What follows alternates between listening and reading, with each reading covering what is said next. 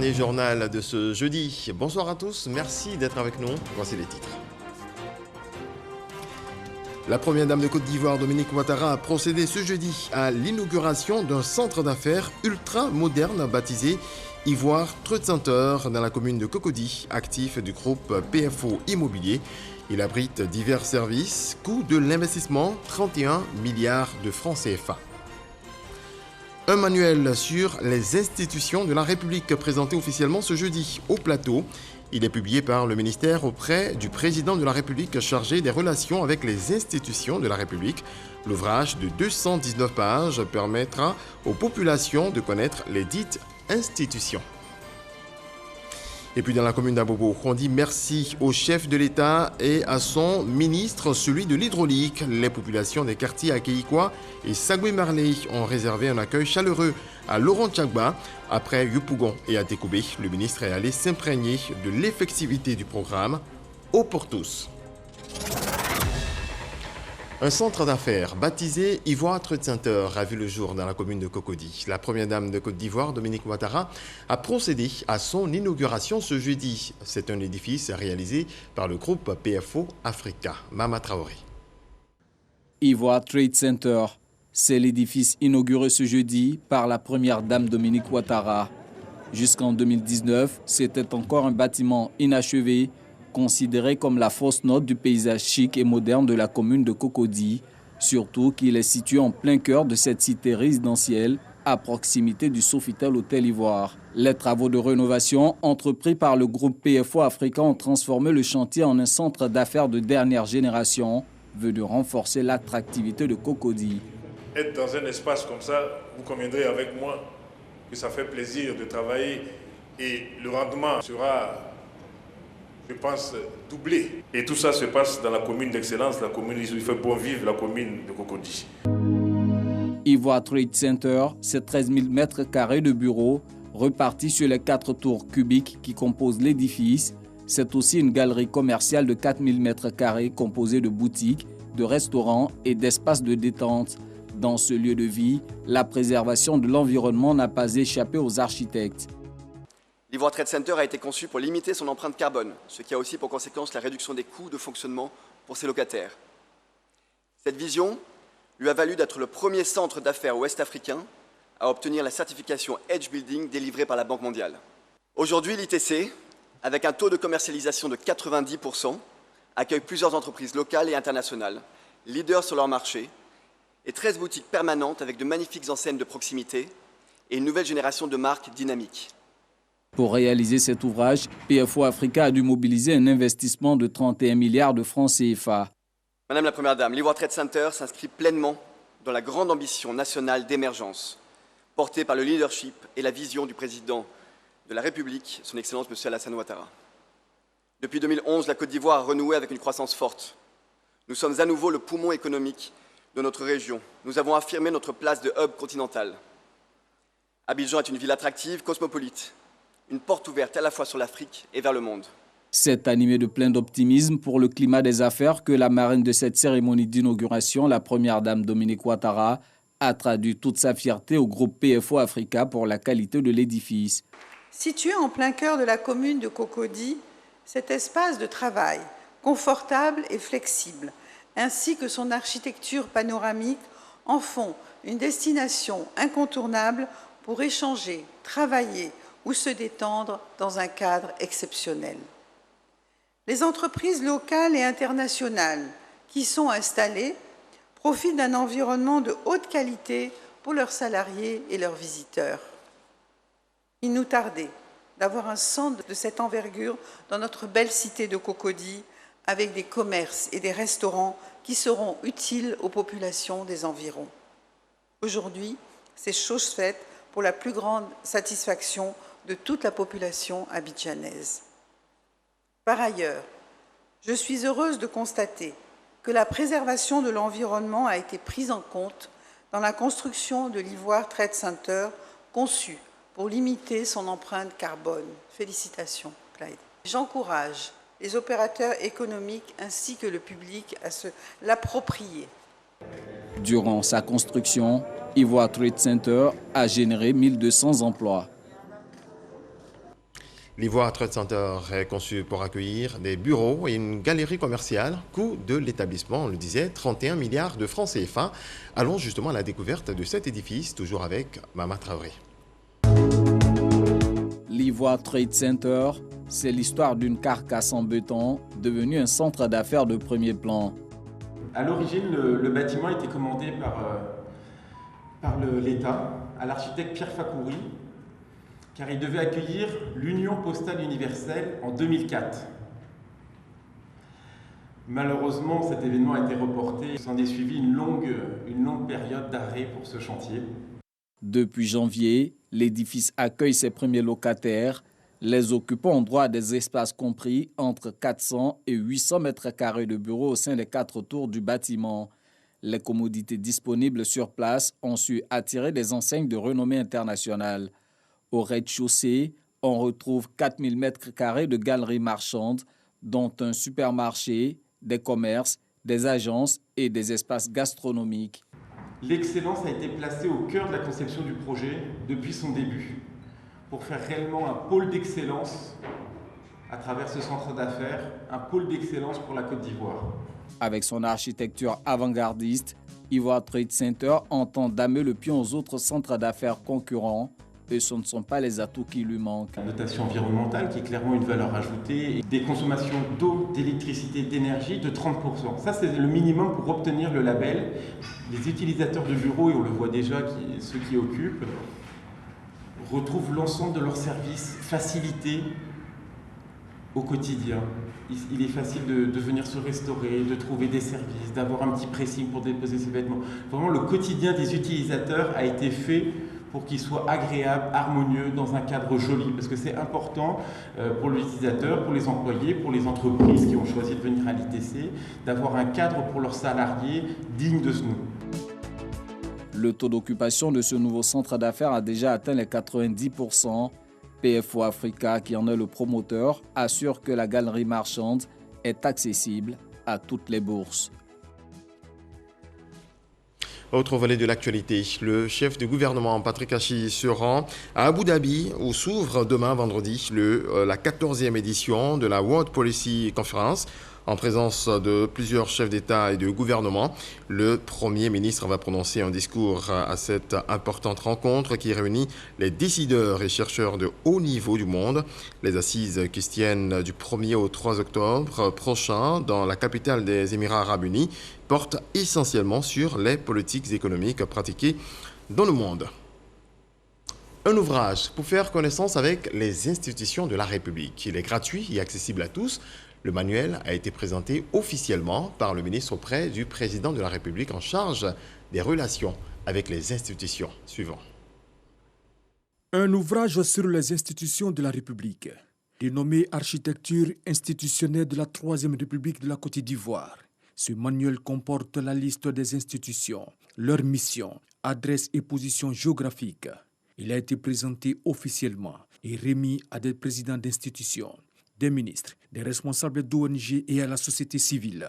Il était bon, non seulement pour la Côte d'Ivoire, pour l'opinion nationale et internationale, que nous ayons un tel livre qui non seulement édifie sur la plénitude de nos institutions, mais surtout sur la nécessité pour tous les Ivoiriens d'avoir accès à l'information sur les institutions. Je voudrais d'entrée saluer l'initiative du ministre d'État Kafana pour avoir pensé à faire un manuel qui présente les institutions de la Côte d'Ivoire au public, en quelque sorte.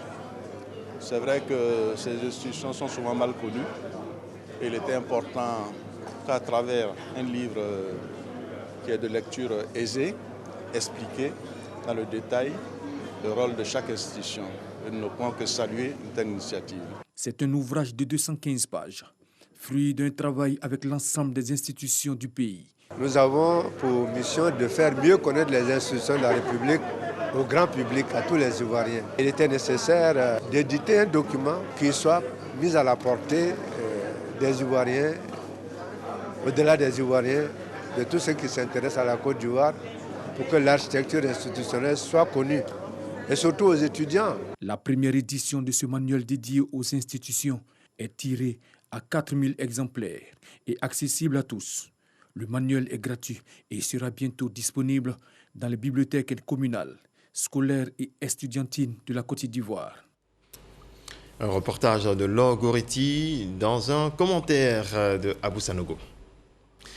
La CIR, Société ivoirienne de raffinage, est désormais liée à la société Puma Énergie, un partenariat pour l'acquisition par la CIR de dépôts et quais, avec en ligne de mire l'augmentation de production. Une nouvelle saluée par le ministre Thomas Kamara, Ahmed Traoré, Walter Amadou Ouattara, témoin pour RTI. L'entreprise publique pétrolière Puma Énergie et la société ivoirienne de raffinage CIR ont signé une convention portant sur l'acquisition de dépôts et acquis. Le plan stratégique, le dépôt acquis, offre à la CIR un accès rapide à une capacité supplémentaire de stockage de produits d'environ 150 000 m3. Quant au quai Puma, il représente un levier logistique important qui offre à la raffinerie une flexibilité d'accès au canal pour les opérations d'exportation et d'importation. L'intégration dans le dispositif actuel de la CIR de ce bel outil, principalement composé de 22 bacs de stockage de carburant, ainsi que d'un quai pétrolier, constituera une réelle amélioration pour l'efficacité de l'exploitation des produits pétroliers en Côte d'Ivoire. Selon Thomas Kamara, ministre des Mines, du Pétrole et de l'Énergie, la signature de cette convention vient à point nommé. L'acquisition de ces dépôts vient renforcer les capacités logistiques de la CIR, sécuriser l'approvisionnement de la Côte d'Ivoire en produits pétroliers, accroître le stock de sécurité et accroître la compétitivité de la CIR sur le corridor ivoirien. C'est donc une bonne nouvelle pour la Côte d'Ivoire. Implanté en Côte d'Ivoire depuis 2006 et dans 45 autres pays sur les 5 continents, dont 17 en Afrique, Puma Énergie est détenu majoritairement par le groupe Trafigura et la Somagol, l'entreprise pétrolière publique de l'Angola. De nouvelles règles sont en vigueur depuis janvier 2020 dans le cadre des échanges commerciaux. Elles ne sont pas toujours maîtrisées par les acteurs. L'Office ivoirien des chargeurs a donc décidé de les présenter aux acteurs locaux du commerce international. Lanciné Bakayoko. On appelle incoterms les règles d'usage qui définissent de manière codifiée les conditions de livraison des marchandises dans le cadre d'un contrat de vente international. Ajustées chaque 10 ans pour mieux refléter l'évolution des pratiques du commerce international, ces règles ont été révisées en 2020.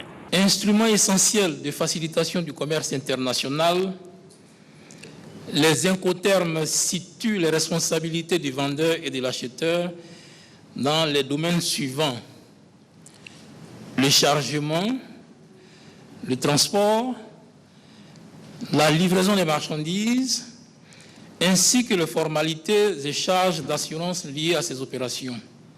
Il importe donc pour l'ensemble de la chaîne logistique d'avoir une claire idée des inflexions commerciales nouvelles prises en compte afin de mener avec plus d'efficacité les opérations d'approvisionnement tout en améliorant la compétitivité des acteurs, notamment les importateurs, les exportateurs et même les douanes.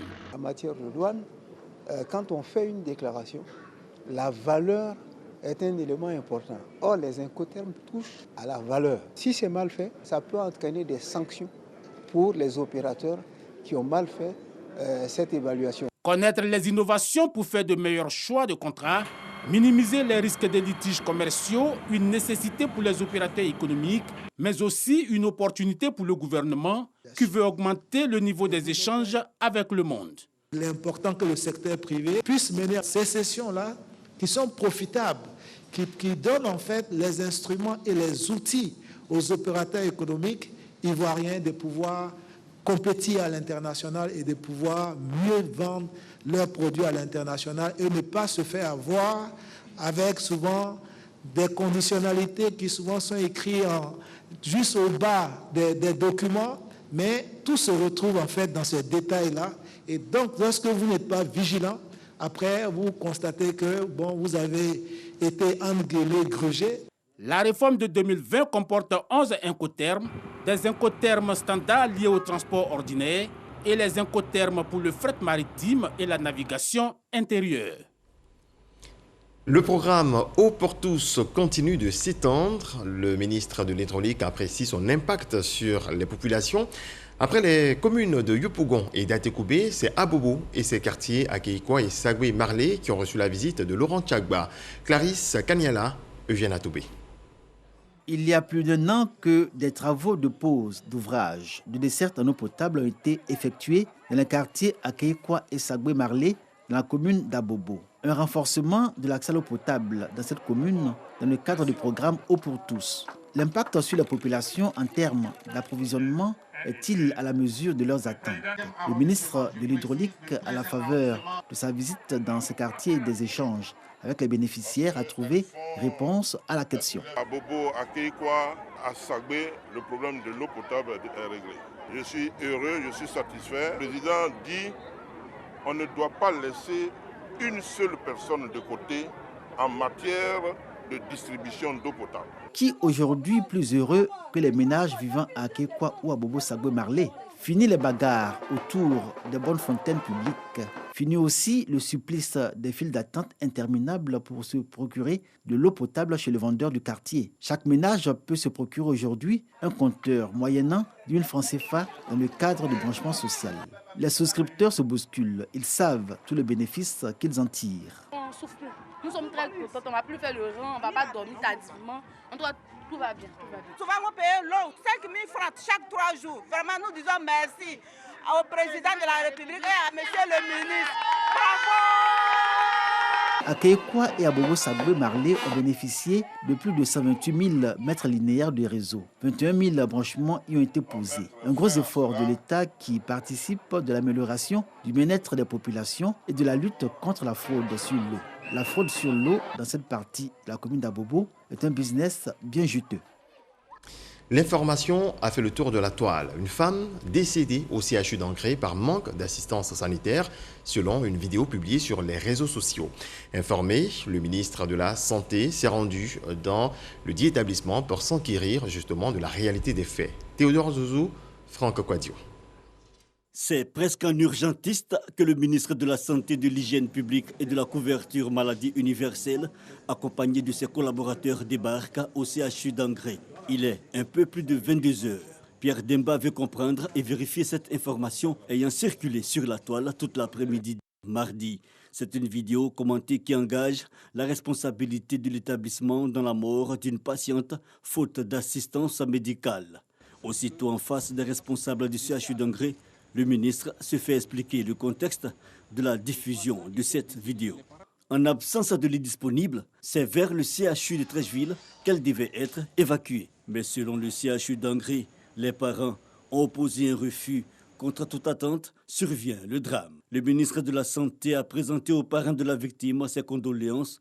Il a rappelé au personnel soignant les mesures édictées pour la régulation des services d'urgence. Il était de mon devoir, au nom du gouvernement et au nom du chef de l'État, donc, de venir sur place pour savoir ce qui s'est passé. Ce que je constate, c'est que ceux qui sont chargés de la régulation ne font pas encore ce qu'il faut pour que vraiment, dès qu'on a un cas, la régulation puisse permettre donc, de trouver notre place.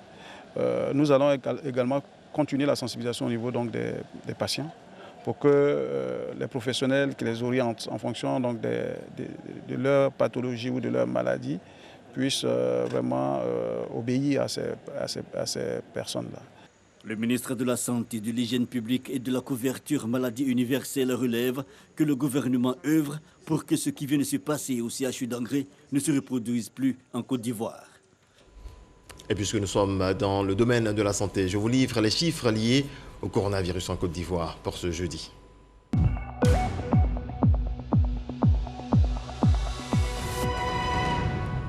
Le ministère de la Santé, de l'Hygiène publique et de la couverture maladie universelle a enregistré ce jeudi 30 septembre 2021 115 nouveaux cas de Covid-19 sur 4 959 échantillons prélevés, soit 2,3% de cas positifs, 146 guéris et malheureusement 3 nouveaux décès. À la date du 30 septembre 2021, la Côte d'Ivoire compte donc 60 253 cas confirmés, dont 57 995 personnes guéries, 624 décès et 1634 cas actifs. Le nombre total d'échantillons est de 1 16 424.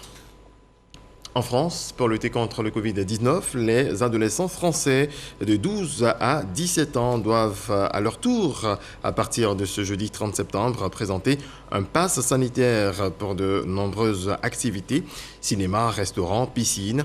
Les adultes, eux, y sont déjà contraints depuis presque 2 mois. Ils doivent régulièrement présenter ce document sous la forme d'un QR code qui atteste soit qu'ils ont été vaccinés contre le Covid-19, soit qu'ils ont réalisé un test négatif de moins de 72 heures, soit qu'ils ont contracté la maladie dans les 6 mois précédents et sont donc censés être immunisés. Autre chose à présent, on passe à la fibre optique, le déploiement justement de la fibre optique sur toute l'étendue du territoire, bientôt effectif, mais par quels moyens? Alain Quadio, chef de la délégation du consortium d'opérateurs privés conduit par le groupe ivoirien Kaidan, a donné des explications au ministre de l'économie, des télécommunications et de l'innovation, Roger Adam. Le reportage de Cheikh Koné. C'est un consortium composé des groupes ivoiriens Kaidan et français Sogetrel et Groslo.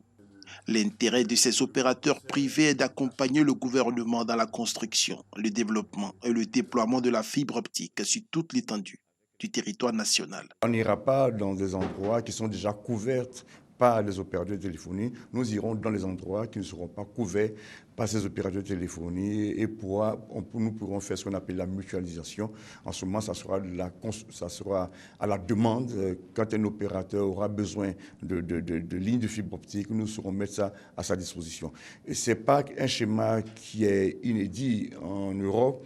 C'est par ce mécanisme-là que les zones les plus reculées ont pu bénéficier du haut débit.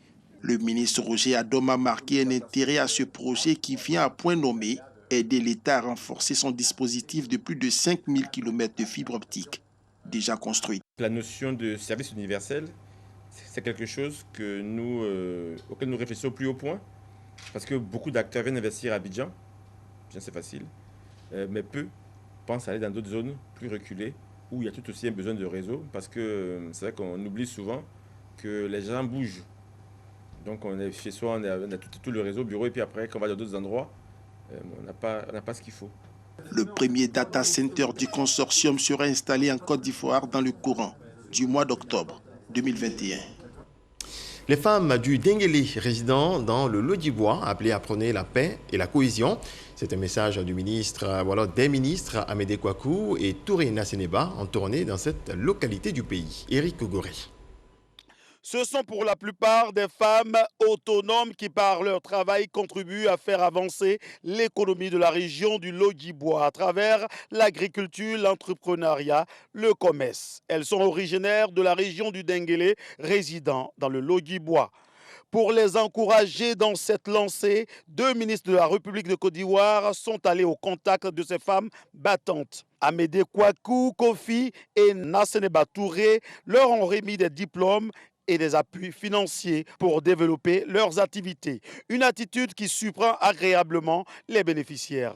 Prenant la parole, la ministre de la Femme et de l'Enfant a demandé de continuer ce travail. Je les félicite déjà pour le bon travail qu'elles font, parce que je peux dire qu'elles font partie des femmes autonomes de la Côte d'Ivoire. Elles ont bénéficié de fonds du FAFSI, du Fonds Femmes et Développement, et elles ont pu réaliser beaucoup de choses. Aujourd'hui, je suis venu leur passer un message encore plus fort, celui de la représentativité des femmes dans tous les secteurs, privés comme publics. En plus de leur autonomisation, ces femmes participent à renforcer la cohésion sociale dans le Lodibois.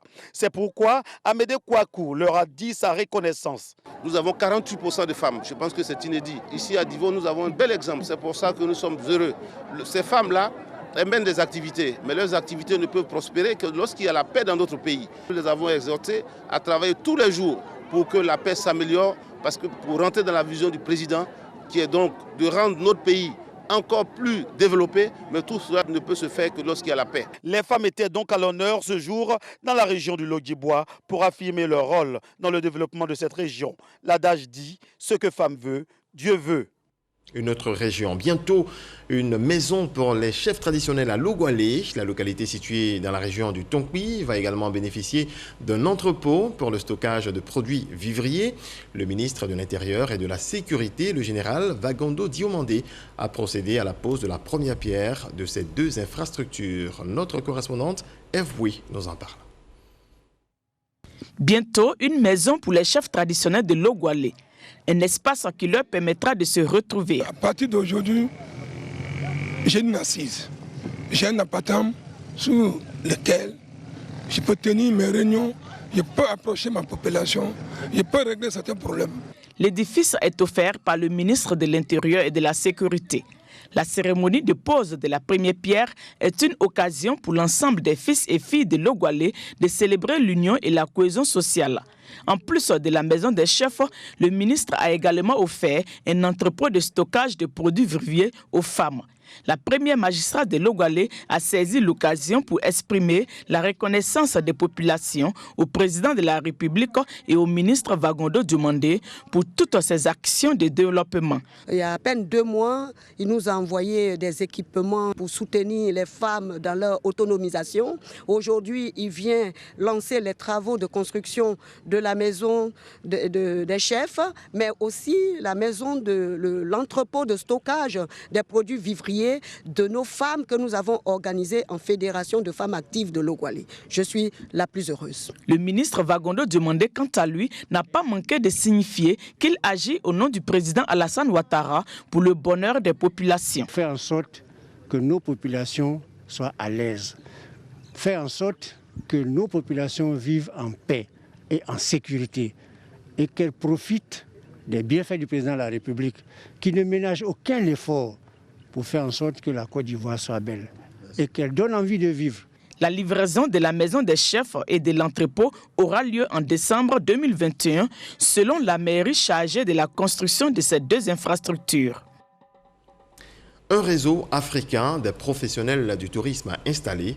C'est une plateforme inclusive des acteurs du secteur résolument engagés à contribuer au développement et au rayonnement de cette industrie sur le continent. Au terme de l'Assemblée générale, le président de ce réseau a été élu, Patricia Omouetia. Assemblée générale constitutive du réseau africain des professionnels du tourisme. Avant le déroulement des travaux, le réseau a présenté ses activités devant une assemblée venue soutenir ses actions.